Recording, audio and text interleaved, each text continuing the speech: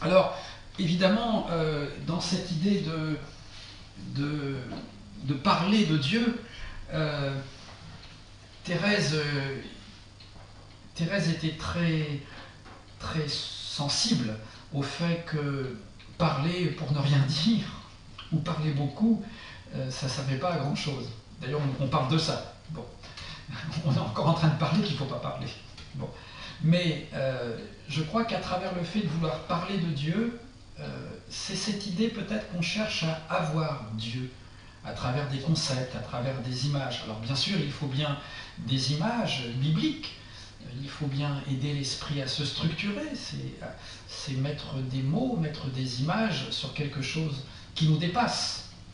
Mais je crois que Thérèse, à travers cette phrase, et c'est aussi l'une des clés qui fait que Thérèse peut toucher autant de gens, Thérèse nous invite à être en Dieu, c'est-à-dire à vivre notre dimension spirituelle.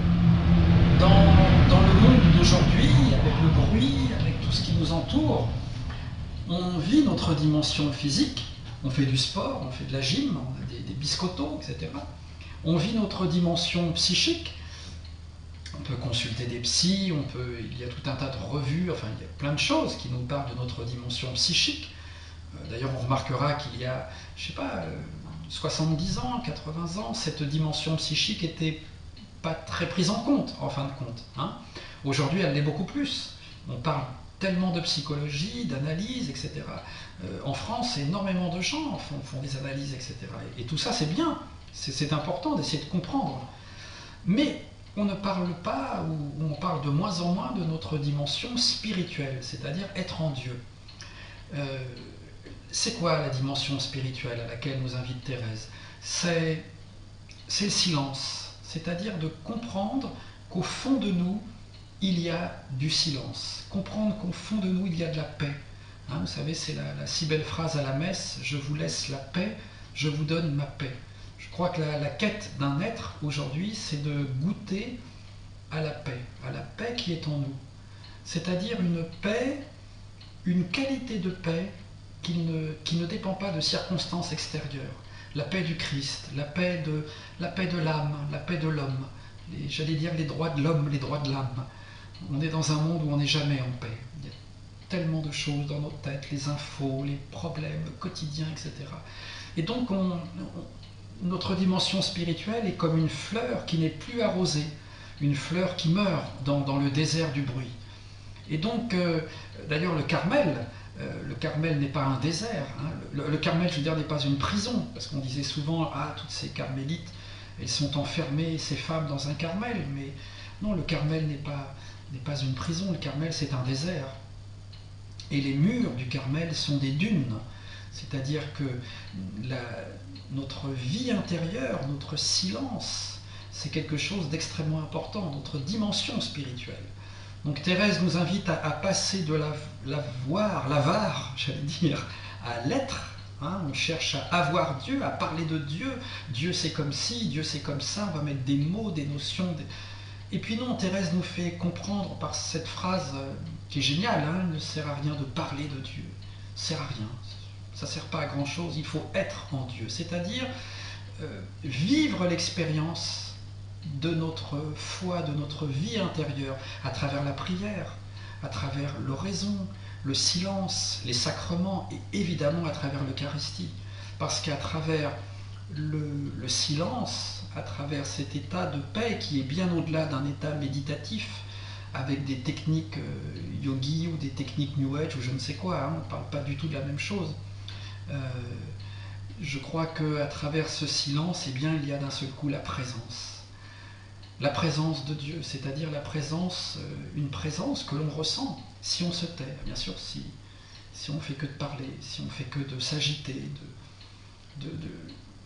on ne goûte pas cette présence, on ne la goûte pas. Mais si on est chez nous, c'est-à-dire si on s'assoit chez nous, tenez, on peut s'asseoir là, voilà, là on s'assoit chez Thérèse, voilà. On s'assoit là où elle s'asseyait pendant ses vacances, avec sa cheminée, son papa, sa famille, ses sœurs. Je crois que si on s'assoit, si on entre dans cet état de prière, c'est-à-dire de pure paix, de pure liberté intérieure. Thérèse nous invite à sentir, à goûter quelque chose où d'un seul coup on comprend qu'on est dans ce monde, comme dit l'Évangile, dans ce monde, mais pas de ce monde. C'est-à-dire qu'on n'est plus qu'une machine à problèmes, ou qu'une machine à penser, ou qu'une machine à enchaîner des actions. Thérèse, à travers cette phrase, nous fait passer de l'existence à la vie. Hein, on existe toute la journée, on fait tout un tas de choses, on part en vacances, après on va aller au cinoche, on va aller au resto, on va avoir des problèmes, on va payer ses impôts, on va travailler, etc., etc. On va exister, c'est-à-dire enchaîner tout un tas d'actions. Mais on ne va pas vivre en existant. C'est-à-dire vivre, c'est-à-dire on ne va pas sentir qu'il y a quelque chose de plus grand que nous, en nous et autour de nous. Si on veut aborder la phrase de Thérèse par un regard un peu plus scientifique, on sait par exemple, on dit toujours que Dieu est amour, hein, Dieu est lumière.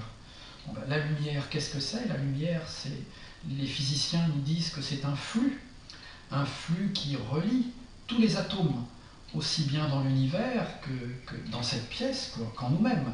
Hein, qu'est-ce qu'on est? On est que des atomes. Voilà. Et ces atomes sont reliés par un flux, par une énergie vitale.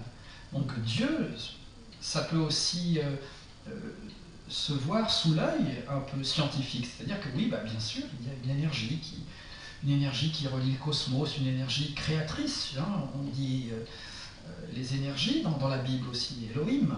Hein, le mot, ça veut bien dire les énergies. Donc il y a une puissance énergétique dans l'univers, dans les marées, dans le ciel, dans le temps qui passe, dans les oiseaux, dans les océans, dans les champs, les fleurs, les étoiles, dans l'univers, dans le bois, dans les livres, en nous-mêmes, dans nos organes. Tout est relié par une énergie vitale. Et cette énergie, c'est cette lumière. La lumière, c'est ce qui a donné le mot dies en grec, le mot deus en latin, et ce qui a donné le mot Dieu. Donc Thérèse voilà, nous invite à comprendre que rien n'est plus concret que Dieu. C'est-à-dire rien n'est plus concret que la lumière qui est en nous, rien n'est plus concret que l'expérience spirituelle, et que le reste, les people, les vedettes, les soucis, les problèmes d'argent, enfin tout ça, ça passe.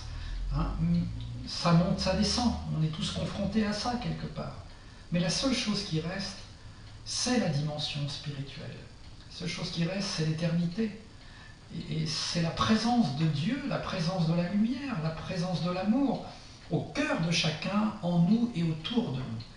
Et là, c'est pour ça, je crois, qu'à travers ça, Thérèse nous invite à comprendre qu'il ne sert à rien d'en parler, il faut être en Dieu. C'est-à-dire que, voilà, chez vous, vous pouvez faire cette expérience. On ferme la porte de sa chambre, et puis on s'assoit. Voilà, c'est cette phrase, hein, comme on dit des fois, assois-toi, mais assois-toi vraiment. Voilà, s'asseoir, retrouver notre assise, retrouver notre assiette, se retrouver. Hein. La question des fois, c'est peut-être pas qui suis-je, mais où suis-je? Où suis-je dans ce monde qui va si vite, au milieu de tous mes problèmes, de tout ça. Donc Thérèse nous invite, avec cette phrase, il ne sert à rien de parler de Dieu, il faut être en Dieu. Elle nous invite à être en nous-mêmes, c'est-à-dire à goûter la présence, goûter l'amour qui est en nous. Et à partir de là, Thérèse parlait de dilater l'âme. Il y a une dilatation neuronale hein, dans le cerveau, une dilatation dans l'âme, une dilatation, il y a quelque chose où on sent que ça fait du bien. Ça fait du bien de se poser. On peut discuter avec plein de gens athées ou plein de gens croyants, enfin peu importe. On sait bien, quelles que soient nos religions, nos certitudes, que quand on est en paix, ça nous fait du bien. On sent que ça fait du bien dans notre corps, dans notre esprit, dans nos organes. On a envie de se poser. Toute la journée, tout le monde est là, on est trop stressé. On veut se poser. Bon bien, Thérèse, elle nous dit, voilà, il est temps de nous poser dans notre société actuelle. Il est temps de nous déposer, de s'asseoir. Et puis là, alors là commence le voyage, commence l'expérience spirituelle. On se tait, on est chez soi, vous pouvez faire l'expérience, être en Dieu, c'est-à-dire s'asseoir et puis voilà, sentir On peut fermer nos yeux, on peut se mettre comme ci, on peut se mettre comme ça, peu importe la posture. On ne va pas s'avachir, évidemment, devant la télé, mais quelle que soit la posture ou les mains jointes, hein, on joint les mains des fois pour montrer qu'on est comme entier. Hein, on fait un avec nous-mêmes. Hein, d'ailleurs, le mot moine vient du grec monachos, qui veut dire faire le un, faire l'unité en nous. On se sent relié. Le mot religion vient de religere, qui veut dire se sentir relié. On est relié à notre source, à notre souffle. On est relié à la vie. Et à partir du moment où on est en Dieu, la vie redevient la vie, c'est-à-dire que ce n'est plus de l'existence. On ne voit plus les choses de la même façon. On ne regarde plus les autres de la même façon. On mange vraiment, on parle, on est vraiment là. On goûte à une vie où on est présent. Hein, moi je crois que ce qui nous fait souffrir aujourd'hui, c'est qu'on n'est plus là, on n'est plus présent. L'esprit, il est ailleurs. J'ai ci, j'ai ça, je suis au téléphone, j'ai Internet, j'ai je sais pas quoi. Où est-on? Où suis-je? Où suis-je? Pas qui suis-je, mais où suis-je? Et donc Thérèse, voilà, je crois qu'elle nous touche, et qu'elle touche le cœur de chacun, parce qu'elle a le génie absolu, à travers une phrase, à travers un mot, de nous inviter dans le monde d'aujourd'hui à vivre notre expérience spirituelle, la rencontre avec le Christ en nous, l'expérience la plus intime, la plus simple à faire, qui ne coûte rien, ça ne coûte rien de s'asseoir. Mais d'un seul coup, si on entre dans notre dimension spirituelle, on sent que, voilà, comme on disait, que tout va mieux, que tout est grâce, parce que la vie n'est ni triste, ni gaie, la vie, elle est ce qu'on l'interprète. Hein, on projette sur la vie, c'est l'histoire de la bouteille à moitié pleine, à moitié vide, mais la bouteille, c'est la bouteille. Ce qui compte, c'est comment on prend à cœur une maladie. Une maladie peut être une formidable occasion de s'en sortir, de se remettre en cause. Un chômage peut être aussi une formidable occasion de s'en sortir, de dire tiens, j'ai une autre idée pour refaire ma vie, etc. Ou on peut être au tapis, être totalement brisé par la vie. Être en Dieu, voilà, Thérèse nous invite à être en Dieu. Et je crois qu'elle touche le cœur de l'universel en l'homme, et là on touche du doigt l'une des réponses à son génie. Pourquoi Thérèse nous touche autant aujourd'hui? Parce qu'elle nous invite à vivre notre dimension spirituelle par la petite voie, c'est-à-dire les plus petites choses. On sait que quand Thérèse, par exemple, faisait un bouquet de fleurs qu'elle amenait à l'autel, elle y mettait tout son cœur, tout son amour. Elle était pleinement présente sous le regard du Christ, sous le regard de son bien-aimé, de Jésus, c'est-à-dire, hein, une fois de plus, il ne faut pas se moquer, c'est pas de la bondieuserie, c'est pas mon petit Jésus, machin, c'est tellement pas ça, c'est tellement pas ça. C'est au contraire un regard tourné vers l'infini qui est au fond de nous. Voilà. Donc Thérèse, dans cette phrase, il ne sert à rien de parler de Dieu, de faire de grands discours, il faut être en Dieu, se taire, et puis entrer dans notre dimension spirituelle.